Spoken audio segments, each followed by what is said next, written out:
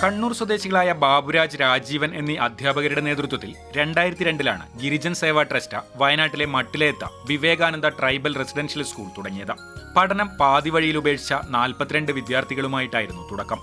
ഇപ്പോൾ 239 വിദ്യാർത്ഥികളും 13 അധ്യാപകരും ഇവിടെയുണ്ട്. കുട്ടികളിൽ 90% പണിയ, കാട്ടുനായിക്ക, ആദിവാസി വിഭാഗങ്ങളിൽപ്പെട്ടവരാണ്. ബംഗളൂരുവിലെ പതായി trust, Hindustan petroleum corporation, IOC, Malabar cements തുടങ്ങിയ സ്ഥാപനങ്ങളുടെ സഹായത്തോടെയാണ് സ്കൂളിൽ കെട്ടിടങ്ങളും മറ്റ് അടിസ്ഥാന സൗകര്യങ്ങളും ഒരുക്കിയത്. സ്വകാര്യ വ്യക്തികൾ നൽകുന്ന സഹായം കൊണ്ടാണ് ദൈനംദിന ചെലവുകൾ നടക്കുന്നത്.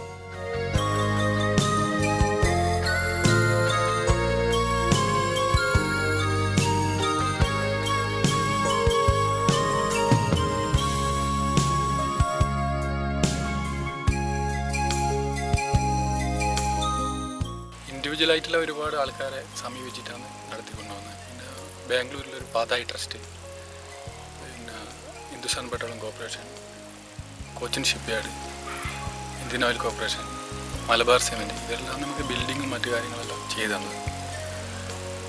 ഇൻഡിവിജ്വലായിട്ട് കുട്ടികളെ സ്പോൺസർഷിപ്പ്, പിന്നെ ഭക്ഷണത്തിന് ഒരു ദിവസത്തെ ഭക്ഷണം, ഒരു ദിവസത്തെ ഫുൾ ഭക്ഷണം, അങ്ങനെയുള്ള സ്പോൺസർഷിപ്പ് കണ്ടെത്തിയിട്ടാണ് നമ്മൾ നടത്തി പോകുന്നത്.